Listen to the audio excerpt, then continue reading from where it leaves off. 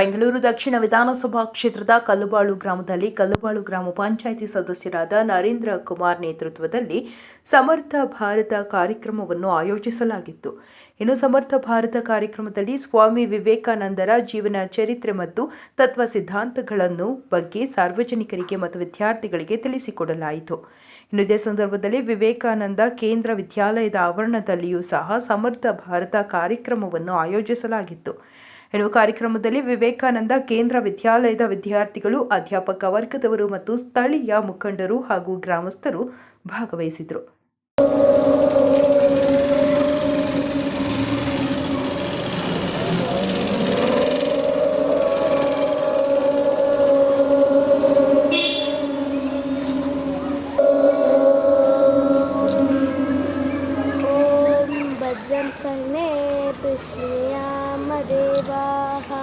ॐ भद्रं कर्णेभिः शृणुयामदेवाः भद्रं पश्येमाक्षभिर्यजत्राः स्थिरैरङ्गैः सुष्ठुवागंसस्तनूभिः विश्वेमदेवैतैर्यदायुः। ॐ शान्ति शान्ति शान्तिः। ಉಪಾಧ್ಯಾಯಿನಿಯರೇ, ಸಮರ್ಥ ಭಾರತದ ಕನಸನ್ನು ಕಂಡಿರ್ತಕ್ಕಂತಹ ಸ್ವಾಮಿ ವಿವೇಕಾನಂದರ ಬಗ್ಗೆ ನನಗೆ ಮಾತನಾಡಲು ಸ್ವಾಮಿ ವಿವೇಕಾನಂದ ಕೇಂದ್ರದ ಶಾಲೆಯ ಮುಖ್ಯ ಉಪಾಧ್ಯಾಯಿನಿಯರು ಮತ್ತು ಪೋಷಕರು ನನಗೆ ಕರೆಯನ್ನು ಮಾಡಿದಾಗ ಖಂಡಿತವಾಗ್ಲೂ ನಾನು ಬರ್ತೀನಿ ಅಂತ ಹೇಳಿದೆ. ಈಗ ಬಂದಿದ್ದೇನೆ. ಸಮರ್ಥ ಭಾರತ ಅಂದರೆ ಧ್ಯಾನ, ಜ್ಞಾನ, ಆಧ್ಯಾತ್ಮಿಕತೆ, ಸ್ವಾಮಿ ವಿವೇಕಾನಂದರು ಕಂಡಂತಹ ಕನಸು. ಈ ಭಾರತ ದೇಶದಲ್ಲಿ ಭಾರತವನ್ನು ಸಮರ್ಥವಾಗಿ ಕಟ್ಟಬೇಕಾದ್ರೆ ಮನುಷ್ಯನಿಗೆ ಬಹಳ ಮುಖ್ಯವಾಗಿ ಧ್ಯಾನ ಬೇಕು, ಜ್ಞಾನ ಬೇಕು ಮತ್ತು ವಿದ್ಯೆ ಬೇಕು.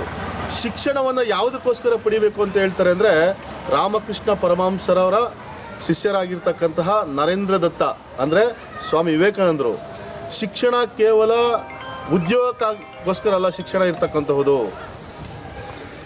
ಇರ್ತಕ್ಕಂತಹುದು ಮನುಷ್ಯನ ಆಧ್ಯಾತ್ಮಿಕತೆ ಮತ್ತು ಕ್ರಿಯಾಶೀಲತೆಯನ್ನು ಒಳಗೊಂಡಂತಹ ಭಾರತ ದೇಶದಲ್ಲಿ ಜನಗಳ ನಡುವೆ ನಾವು ಯಾವ ರೀತಿ ಬದುಕಬೇಕು ಅನ್ನೋದನ್ನು ಬಹಳ ಸ್ಪಷ್ಟವಾಗಿ ವಿವೇಕಾನಂದರು ಹೇಳಿದ್ದಾರೆ. ಅಮೇರಿಕಾದ ಚಿಕಾಗೋದಲ್ಲಿ ಸ್ವಾಮಿ ವಿವೇಕಾನಂದರು ಹೋದಾಗ 1886ರಲ್ಲಿ ಸರಿಸುಮಾರು 3 ತಿಂಗಳ ಕಾಲ ಮಹಾಸಮ್ಮೇಳನ ಮುಂದೋಗುತ್ತೆ. ಆಗ ಸ್ವಾಮಿ ವಿವೇಕಾನಂದರು ಚಿಕಾಗೋದಲ್ಲಿ ಅನೇಕ ಹಳ್ಳಿಗಳನ್ನು ಪ್ರವಾಸವನ್ನು ಮಾಡ್ತಾರೆ. ಸಮರ್ಥ ಭಾರತವನ್ನು ಯಾವ ರೀತಿ ಕಟ್ಟಬೇಕು ಅನ್ನೋ ನಿಟ್ಟಿನಲ್ಲಿ. ಆಗ ಅನೇಕ ಅವಮಾನಗಳನ್ನು, ಅಪಮಾನಗಳನ್ನು ಅನುಭವಿಸ್ತಾರೆ ಸ್ವಾಮಿ ವಿವೇಕಾನಂದರು. ಅವರಿಗೆ ಬಹಳ ಪ್ರೀತಿ ಪಾತ್ರರಾಗಿ ಎಸ್.ಟಿ. ಥಾಮಸ್ ಅಂತಕ್ಕಂಥವರು ಅವರ ಗ್ರಂಥಾಲಯದಲ್ಲಿ ಪರಿಚಯ ಆಗ್ತಾರೆ. ಅವರು ಓಡಾಡ್ತಾ ಅನೇಕ ಚಿಕಾಗೋದಲ್ಲಿ ಅನೇಕ ಹಳ್ಳಿಗಳನ್ನು ಸುತ್ತಾ ಇರಬೇಕಾದ್ರೆ ಅವರಿಗೆ ಗ್ರಂಥಾಲಯ ಅಂತಕ್ಕಂತಹ ಒಂದು ಅಲ್ಲಿ ಸ್ನೇಹಿತರಾಗಿರ್ತಕ್ಕಂತಹ ಎಸ್.ಟಿ. ಥಾಮಸ್ ಅಂತಕ್ಕಂಥವರು ಗ್ರಂಥಾಲಯದಲ್ಲಿ ಅವರು ಹೋಗಿ ಪುಸ್ತಕಗಳನ್ನು ತಗೊಂಡು ಬಂದು ಓದ್ತಾ ಇರ್ತಾರೆ. ಯಾರು? ಸ್ವಾಮಿ ವಿವೇಕಾನಂದರು. ಆಗ ಗ್ರಂಥಾಲಯದಲ್ಲಿರ್ತಕ್ಕಂತಹ ಅಲ್ಲಿನ ಮುಖ್ಯಸ್ಥರು, ಸ್ವಾಮಿ ವಿವೇಕಾನಂದರೆ, ನೀವು ಪುಸ್ತಕಗಳನ್ನು ತಗೊಂಡು ಹೋಗ್ತಾ ಇದ್ದೀರಾ, ಬರ್ತಾ ಇದ್ದೀರಾ, ನೀವು ಏನನ್ನು ಓದಿದ್ದೀರಾ, ಎಷ್ಟು ಪುಸ್ತಕಗಳನ್ನು ತಗೊಂಡು ಹೋಗ್ತಾ ಇದ್ದೀರಾ ಅಂತ ಕೇಳಿದಾಗ ಆಗ ಸ್ವಾಮಿ ವಿವೇಕಾನಂದರು ಸ್ಪಷ್ಟವಾಗಿ ಒಂದು ಮಾತನ್ನು ಹೇಳ್ತಾರೆ, ನಾನು ಎಷ್ಟು ಪುಸ್ತಕಗಳನ್ನು ತಗೊಂಡೋಗಿದ್ದೀನೋ ಅಷ್ಟು ಪುಸ್ತಕಗಳ ಬಗ್ಗೆ ನೀವು ಪ್ರಶ್ನೆಯನ್ನು ಕೇಳಿ ನಾನು ಉತ್ತರವನ್ನು ಕೊಡ್ತೇನೆ ಅಂತ ಹೇಳ್ತಾರೆ. ಆಗ ಅಷ್ಟು ಪುಸ್ತಕಗಳಿಗೆ ವಿವೇಕಾನಂದರು ಬಹಳ ಸ್ಪಷ್ಟವಾಗಿ ಉತ್ತರವನ್ನು ಕೊಡ್ತಾರೆ. ಅವರ ಆಧ್ಯಾತ್ಮಿಕತೆ, ಅವರ ಜ್ಞಾನ ನೋಡಿ ಯಾವ ರೀತಿ ಇದೆ ಅಂತ. ಅದೇ ರೀತಿ ನಾವು ಬೆಳೆಸ್ಕೊಬೇಕಲ್ವಾ? ಶಿಕ್ಷಣವನ್ನು ಯಾವುದಕ್ಕೋಸ್ಕರ ಪಡಿಬೇಕು ನಾವು? ಕೇವಲ ಉದ್ಯೋಗಕ್ಕೋಸ್ಕರ ಅಲ್ಲ. ಈ ಸಮಾಜದಲ್ಲಿರ್ತಕ್ಕಂತಹ ಏರುಪೇರುಗಳನ್ನು ಬದಲಾವಣೆ ಮಾಡೋದಕ್ಕೆ, ಪರಿವರ್ತನೆಯನ್ನು ಮಾಡೋದಕ್ಕೆ ನಾವು ಶಿಕ್ಷಣವನ್ನು ಪಡಿಬೇಕಲ್ವಾ? ನಾವೆಲ್ಲ ಏನು ಅಂದ್ಕೊಂಡ್ಬಿಟ್ಟಿದ್ದೀವಿ, ಶಿಕ್ಷಣ ಅಂದರೆ ಉದ್ಯೋಗಕ್ಕೋಸ್ಕರವಾಗಿ ನಾವು ಶಿಕ್ಷಣವನ್ನು ಪಡಿಬೇಕು. ಉದ್ಯೋಗದ ಜೊತೆಯಲ್ಲಿ ಈ ಸಮಾಜದಲ್ಲಿ ಯಾವುದು ಸರಿ, ಯಾವುದು ತಪ್ಪು, ನಾವು ಯಾವ ದಾರಿಯಲ್ಲಿ ಹೋದರೆ ನಾವು ಸನ್ಮಾರ್ಗವನ್ನು ಸೇರ್ಬೋದು ಅಂತಕ್ಕಂಥವನ್ನ ಭಾಳ ಸ್ಪಷ್ಟವಾಗಿ ಸ್ವಾಮಿ ವಿವೇಕಾನಂದರವರು ನರೇಂದ್ರ ದತ್ತ ಅವರು ಹೇಳಿದ್ದಾರೆ. ನರೇಂದ್ರ ದತ್ತ ಅವರ ತಾಯಿ ಹೆಸರು ಭುವನೇಶ್ವರಿ ಅಲ್ವಾ? ಅವರ ತಂದೆ ಹೆಸರು ವಿಶ್ವನಾಥ ದತ್ತ. ನೋಡಿ, ಅವರು ಎಷ್ಟು ಕಷ್ಟಗಳನ್ನು ಅನುಭವಿಸು ಸಹ ಇವತ್ತು ಸ್ವಾಮಿ ವಿವೇಕಾನಂದರು ಸೂರ್ಯ ಚಂದ್ರ ಇರುವವರೆಗೂ ಅಜರಾಮರವಾಗಿರ್ತಾರೆ ಅಲ್ವಾ? ಅದೇ ರೀತಿ ನಾವು ಇರಬೇಕಲ್ವಾ? ಅದಕ್ಕೆ ಸ್ವಾಮಿ ವಿವೇಕಾನಂದರು ಒಂದು ಮಾತನ್ನು ಹೇಳ್ತಾರೆ. ಸ್ವಾಮಿ ವಿವೇಕಾನಂದರಿಗೆ ಅವಮಾನ ಮಾಡೋದಕ್ಕೆ ಅವರ ಸ್ನೇಹಿತರು ಅವರು ಸನ್ಯಾಸತ್ವವನ್ನು ಸ್ವೀಕಾರ ಮಾಡಿರ್ತಾರಲ್ವಾ? ಆಗ ಈ ಸರ್ವಧರ್ಮ ಮಹಾ ಸಮ್ಮೇಳನದಲ್ಲಿ ಅನೇಕ ಗ್ರಂಥಗಳನ್ನು ಗ್ರಂಥಾಲಯದಲ್ಲಿ ಇಟ್ಟಿರ್ತಾರೆ. ಭಗವದ್ಗೀತೆ ಕೆಳಗಡೆ ಇರುತ್ತೆ. ಈ ಮಾತನ್ನು ಹೇಳಿ ಮಾತನಿಗೆ ವಿರಾಮವನ್ನು ಹೇಳ್ತೇನೆ. ಭಗವದ್ಗೀತೆ ಕೆಳಗಡೆ ಇರ್ತದೆ. ಆಗ ವಿವೇಕಾನಂದರಲ್ಲಿರ್ತಕ್ಕಂಥ ಅನೇಕ ಶಿಷ್ಯಂದರು, ಅನೇಕ ಅವರ ಸ್ನೇಹಿತರು ಅಮೇರಿಕದ ಚಿಕಾಗೋದಲ್ಲಿ ನಡೀತಕ್ಕಂತಹ ಒಂದು ಸಮ್ಮೇಳನದಲ್ಲಿ ನೋಡಿ, ವಿವೇಕಾನಂದ್ರೆ ನಮ್ಮ ಧರ್ಮಗ್ರಂಥವೆಲ್ಲ ಮೇಲೆ ಇದೆ, ನಿಮ್ಮ ಧರ್ಮಗ್ರಂಥ ಕೆಳಗಡೆ ಇದೆ. ಆಗ ಸ್ವಾಮಿ ವಿವೇಕಾನಂದರು ಎಷ್ಟು ಬ್ಯೂಟಿಫುಲ್ ಆಗಿ ನಗುನಗುತ್ತಾ ಮುಗುಳ್ನಗೆಯಿಂದ ಆನ್ಸರ್ ಮಾಡ್ತಾರೆ ಅಂದರೆ, ನೋಡಿ, ನಮ್ಮ ಭಾರತ ದೇಶ ಪ್ರೀತಿ, ಕರುಣೆ, ವಾತ್ಸಲ್ಯದಿಂದ, ಆಧ್ಯಾತ್ಮಿಕತೆಯಿಂದ, ಜ್ಞಾನದಿಂದ, ಯೋಗದಿಂದ ಬೆಳೆದಿರ್ತಕ್ಕಂತಹ ದೇಶ. ನಮಗೆ ದ್ವೇಷ ಮಾಡಿ ನಮಗೆ ಅಭ್ಯಾಸ ಇಲ್ಲ. ನಮಗೆ ಭಾರತವನ್ನು ಕಟ್ಟೋದಕ್ಕೆ, ಸಮರ್ಥ ಭಾರತವನ್ನು ಕಟ್ಟೋದಕ್ಕೆ ನಾವು ಕರುಣೆ, ಪ್ರೀತಿ, ವಿಶ್ವಾಸದಿಂದ ಕಟ್ತೇವೆ. ಯಾಕೆ ಅಂದರೆ ನಿಮ್ಮ ಧರ್ಮಗ್ರಂಥ ಮೇಲೆ ಇದೆ, ನಮ್ಮ ಧರ್ಮಗ್ರಂಥ ಕೆಳಗಡೆ ಇದೆ, ಭಗವದ್ಗೀತೆ. ಬಹುಶಃ ನನ್ನ ಧರ್ಮಗ್ರಂಥವನ್ನು ಕೆಳಗಡೆಯಿಂದ ತೆಗೆದ್ರೆ ನಿಮ್ಮ ಎಲ್ಲ ಧರ್ಮಗ್ರಂಥಗಳು ಕೆಳಗಡೆ ಬೀಳ್ತವೆ ಅಂತ ಮಾತನ್ನು ಹೇಳ್ತಾರೆ. ಎಷ್ಟು ಸ್ಪಷ್ಟವಾದ ಮಾತಲ್ವಾ? ನಾವು ಇಡೀ ಭಾರತ ದೇಶದಲ್ಲಿ, ಇಡೀ ವಿಶ್ವದಲ್ಲಿ ಎಲ್ಲರನ್ನ ಒಳಗೊಂಡಂತೆ ಬಹಳ ವಿಶೇಷವಾಗಿ ಸಮರ್ಥ ಭಾರತವನ್ನು ಕಟ್ಟಲು ಹೊರಟಿದ್ದೇವೆ. ಬಹುಶಃ ನಮ್ಮ ಭಗವದ್ಗೀತೆ ಕೆಳಗಡೆ ಇಲ್ಲ, ನಾವು ಪಾಯದಲ್ಲಿದ್ದೇವೆ. ಮನೆ ಕಟ್ಟಬೇಕಾದ್ರೆ ಭಾಳ ಇಂಪಾರ್ಟೆಂಟಾಗಿ ಏನು ಬೇಕು? ಫೌಂಡೇಶನ್ ಬೇಕಲ್ವಾ? ನೀವು ಎಕ್ಸಾಮ್ ಬರೆಯೋದಕ್ಕೆ ಬಹಳ ಮುಖ್ಯವಾಗಿ ನಿಮ್ಗೆ ಏನು ಬೇಕು? ಪೆನ್ ಬೇಕು, ಪೆನ್ಸಿಲ್ ಬೇಕಲ್ವಾ? ಪೆನ್ನು ಪೆನ್ಸಿಲ್ ಎಕ್ಸಾಮ್ ಬರೆಯೋಕ್ಕಾಗುತ್ತಾ? ಅದಕ್ಕೆ ನಮ್ಮ ಭಗವದ್ಗೀತೆ ಎಲ್ಲವನ್ನ ಸಹಿಸಿಕೊಂಡು ಸಮರ್ಥ ಭಾರತವನ್ನು ಕಟ್ಟೋದಕ್ಕೆ ಸಿದ್ಧವಾಗ್ತಾ ಇದೆ ಅಂತ ಮಾತನ್ನು ಸ್ವಾಮಿ ವಿವೇಕಾನಂದರು ಅಂದೇ ಹೇಳಿದ್ದಾರೆ. ಅವರ ದಾರಿಯಲ್ಲಿ ನಾವು ಎಲ್ಲರೂ ಹೋಗೋಣ. ವಿದ್ಯಾರ್ಥಿಗಳು, ಪೋಷಕರಿಗೆ, ಮನೆಯಲ್ಲಿ ತಂದೆ ತಾಯಿಗಳಿಗೆ ನಾವು ಎಷ್ಟು ಗೌರವವನ್ನು ಕೊಡ್ತೇವೋ ಅಷ್ಟೇ ಗೌರವವನ್ನು ನಿಮ್ಮ ತರಗತಿಯಲ್ಲಿರ್ತಕ್ಕಂಥ ಉಪಾಧ್ಯಾಯರಿಗೆ ಕೊಡಬೇಕು. ಬಹಳ ವಿಶೇಷವಾಗಿ ನಾವು ಶ್ರದ್ಧೆ, ಭಕ್ತಿ, ಶಿಸ್ತಿನಿಂದ ಮುಂದಿನ ದಿನಗಳಲ್ಲಿ ಸಾಗೋಣ, ಸಮರ್ಥ ಭಾರತವನ್ನು ಕಟ್ಟೋಣ. ಓಕೆನಾ? ಓಕೆ. ನನ್ನ ಮಾತನ್ನು ಕೇಳಿಸಿಕೊಂಡಂತಹ ವಿದ್ಯಾರ್ಥಿನಿಯರಿಗೆ ಮತ್ತು ಸ್ವಾಮಿ ವಿವೇಕಾನಂದ ಕೇಂದ್ರದ ಶಾಲೆಗೆ ನಾನು ತುಂಬ ಆಭಾರಿಯಾಗಿದ್ದೇನೆ. Thank you. ಎಲ್ಲರಿಗೂ ಒಳ್ಳೆಯದಾಗಲಿ. भारत माता की, जगत की भाग्य विधाता की, मुकुट समहिम गिरिवर सोहे, चरण को रत्ना, जगत से यह लगती जाए, बनी है इसकी छवि प्यारी।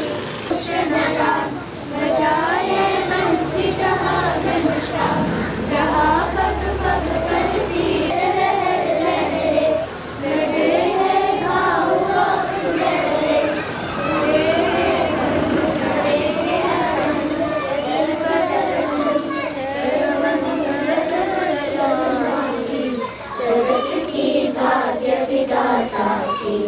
आरती भारत माता की, जगत की भाग्य विधाता की।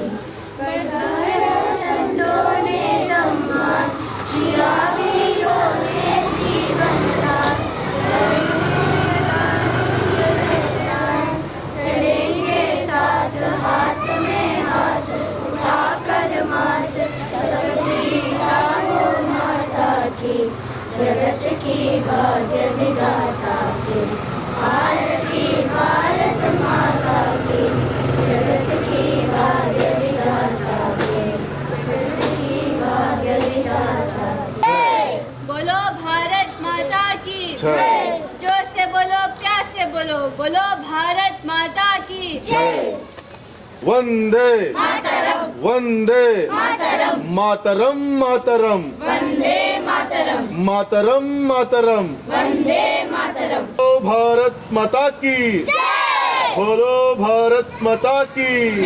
ಸಮರ್ಥ ಭಾರತಕ್ಕೆ, ಸಮರ್ಥ ಭಾರತಕ್ಕೆ, ಸ್ವಾಮಿ ವಿವೇಕಾನಂದರ ಕಂಡಂತಹ ಸಮರ್ಥ ಭಾರತಕ್ಕೆ ವಂದೇ ವಂದೇ ಮಾತರಂ ಮಾತರಂ. वंदे मातरम।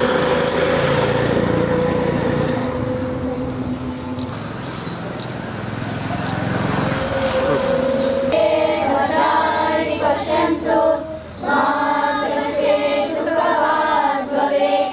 ॐ शान्ति शान्ति शान्तिः।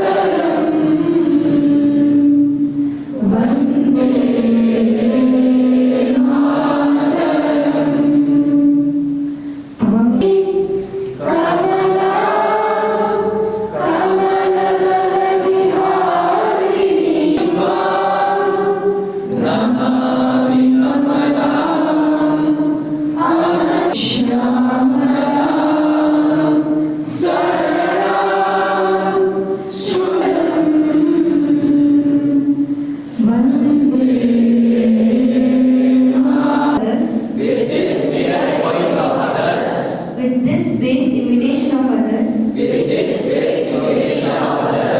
With this dependence on others. This slavish weakness. This vile detestable cruelty.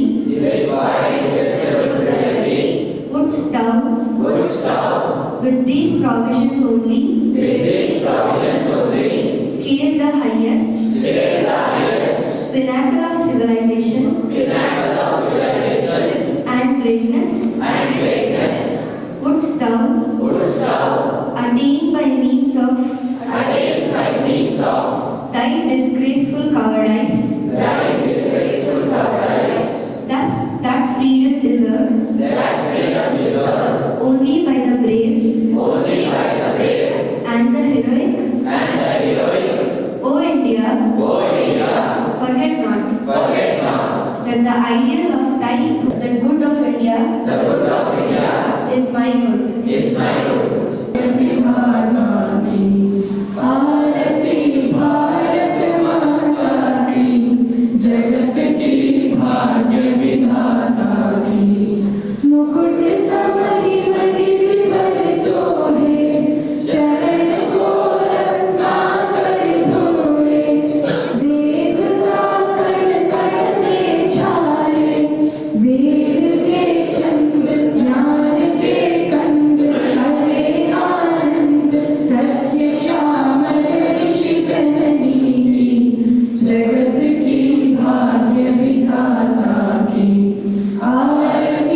Bharat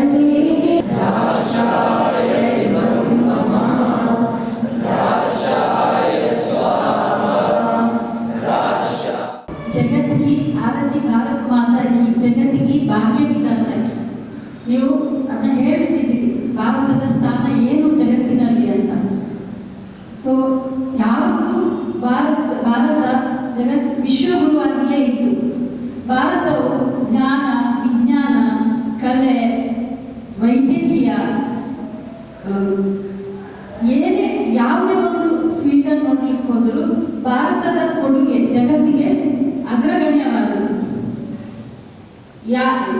ಜಗತ್ತಿನ ಮೂಲೆ ಮೂಲೆಯಲ್ಲಿ ಜನರು ಬಟ್ಟೆ ಹಾಕೊಳ್ಳಿಕ್ಕೆ ಗೊತ್ತಿಲ್ಲದ ಕಾಲದಲ್ಲಿ ಭಾರತವು ಜಗತ್ತಿಗೆ ನಾಗರಿಕತೆಯ ಪಾಠವನ್ನು ಹೇಳಿಕೊಟ್ಟಿತ್ತು. ಎಲ್ಲಿಯಾದರೂ ಇತಿಹಾಸದಲ್ಲಿ ಭಾರತದ ಬಗ್ಗೆ ಯಾವಾಗಲಾದರೂ ಇತಿಹಾಸಕಾರ ಬರ್ತಿಲ್ಲ ಅಂದ್ರೆ ಅವನು ಅದನ್ನು ಬೇಕಂತಲೇ ಬಿಟ್ಟಿರ್ತಾನೆ, ಅಥವಾ ಆ ಬುಕ್ ಏನ್ ಬರ್ದಿರ್ತಾರೆ ಅದರದ್ದು ಫಸ್ಟ್ ಹಾಳೆ ಕಿತ್ತೋಗಿರ್ಬೇಕು.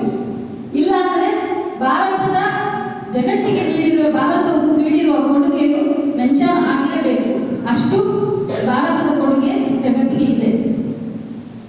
ಈಗ ನನಗೆ ಇಲ್ಲಿ ಸಮಯದ ಮಿತಿಯಿಂದಾಗಿ ಈಗ ಭಾರತದ ಬಗ್ಗೆ ಮಾತಾಡ್ತಾ ಹೋದ ತಿಂಗಳುಗಟ್ಟಲೆ ಮಾತಾಡ್ಬೋದು, ಬಟ್ ಸಮಯದ ಮಿತಿಯಿಂದಾಗಿ ನಾನು ಇದು ನಮ್ಮ ಏನ್ಷಿಯಂಟ್ ಕಾಲದಿಂದ ಹಿಡಿದು ಈಗ ಮಾಡರ್ನ್ ಸೈನ್ಸ್ ಅಂತ ನಾವು ಮಾಡರ್ನ್ ಇದು ಹೇಳ್ತೀವಲ್ಲ ಲೈಫ್, ಅಲ್ಲಿವರೆಗೂ ಏನೇನು ಯಾರ್ಯಾರು ಮುಖ್ಯವಾಗಿ ಕಾಂಟ್ರಿಬ್ಯೂಷನ್ ಅನ್ನು ಮಾಡಿದ್ದಾರೆ ಸೈನ್ಸ್ ಫೀಲ್ಡ್ ಅಲ್ಲಿ, ಅದರ ಬಗ್ಗೆ ಒಂದು ಸ್ವಲ್ಪ ಇಂದು ನೋಟ ಮಾಡಲಿಕ್ಕೆ ಇಷ್ಟಪಡ್ತೇನೆ. ತರ ಮಾಡ್ಕೊಂಡು ಬಂದಿದ್ದೀನಿ. 10 ನಿಮಿಷದಲ್ಲಿ ಮುಗಿಸ್ಲಿಕ್ಕೆ ಹೇಳಿದ್ದಾರೆ. 10 ನಿಮಿಷದಲ್ಲಿ ಮುಗಿಬೇಕಾದ್ರೆ ನೀವು ಫಾಸ್ಟ್ ಆಗಿರ್ಬೇಕು, ಇಲ್ಲಾಂದ್ರೆ ನಾನು ಕ್ಷಮಿಸಿ, ಜಾಸ್ತಿ ಹೋಗುತ್ತೆ time. Which ancient civilization focused on practical science for urban life without recording individual scientists? ನೀವು 10ನೇ ಮಕ್ಕಳು ಸೊ ಓದಿರ್ತೀರ. ಯಾವ ಸಿವಿಲೈಸೇಷನ್ ಇದು? ಯಾರು? Harappa, Indus valley. ಅವಾಗ ಏನೆಲ್ಲ ಇತ್ತು ನೋಡಿ, ನೀವು ನೋಡ್ಬೋದು ಈ ಪಿಕ್ಚರ್ ಅಲ್ಲಿ ಬ್ರಿಕ್ಸ್ ಎಲ್ಲ ಯೂಸ್ ಮಾಡಿದ್ದಾರೆ ಬಿಲ್ಡಿಂಗ್ ಕಟ್ಟೋದಿಕ್ಕೆ. ಆಮೇಲೆ ಡ್ರೈನೇಜ್ ಸಿಸ್ಟಮ್ ಇತ್ತು ಅಡ್ವಾನ್ಸ್ಡ್, ಅಂಡ್ ಅಲ್ಲಿ ಇದು ಏನು ರೋಡ್ಗಳೆಲ್ಲ 90 ಡಿಗ್ರಿ ಪ್ಯಾರಲಲ್ ಆಗಿ ಎಷ್ಟು ಸ್ಟ್ರಕ್ಚರ್ಡ್ ರೋಡ್ಸ್ ಇದ್ದು ಆ ಕಾಲದಲ್ಲಿ. ಅದನ್ನೇ ಹೇಳಿದ್ ನಾನು, ಬೇರೆ ಜಗತ್ತಲ್ಲಿ ಜನರು ಬಟ್ಟೆ ಹುಡುಕೋದಕ್ಕೆ ನಮ್ದು ಫುಲ್ ಸಿವಿಲೈಸೇಷನ್ ಆಗಿತ್ತು. Which period laid the foundation of astronomy, medicine and philosophy through sacred texts?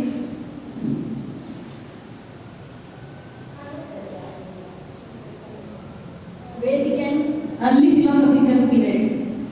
ನಮ್ದು ಈಗ ಏನ್ ನಾವು ಮಾಡರ್ನ್ ಸೈನ್ಸ್ ಅಂತ ಹೇಳ್ತೀವಿ, ನಮ್ಮ ಋಷಿ ಮುನಿಗಳು ಇದನ್ನು ಅವಾಗಲೇ ಬರ್ತಿಟ್ಟಿದ್ದಾರೆ. ಅದರ ಐಡಿಯಾಗಳು ಆಲ್ರೆಡಿ ಎಕ್ಸಿಸ್ಟ್. ಈಗ ಏನಾಗ್ತಿದೆ ಅಂದ್ರೆ ಇಟ್ ಈಸ್ ಗೆಟಿಂಗ್ ಮೆಟೀರಿಯಲೈಸ್ ಮಾಡ್ತಾ ಇದ್ದಾರೆ. ಅದರಲ್ಲೂ ನಮ್ಮ ದೇಶಕ್ಕೆ ದಾಳಿ ಮಾಡಿ ಬಂದ ಹೊರಗಿನವರು ತುಂಬಾ ನಮ್ಮ ಸ್ಕ್ರಿಪ್ಚರ್ಸ್ಗಳಿಂದ ಐಡಿಯಾಸ್ ಅನ್ನ ತಗೊಂಡೋಗಿ ಅದನ್ನ ಮೆಟೀರಿಯಲೈಸ್ ಮಾಡಿದ್ದಾರೆ. ಹಾಗಾಗಿ ಇಂಡಿಯನ್ಸ್ ಇದ ಹೆಸರು ಎಲ್ಲರೂ ಕೇಳಲಿಕ್ಕೆ ಸಿಗ್ತಾ ಇಲ್ಲ. Who stated that Earth rotates on its axis and calculated by accurately? ಇದು ಹೇಳಬೇಕು ನೀವು.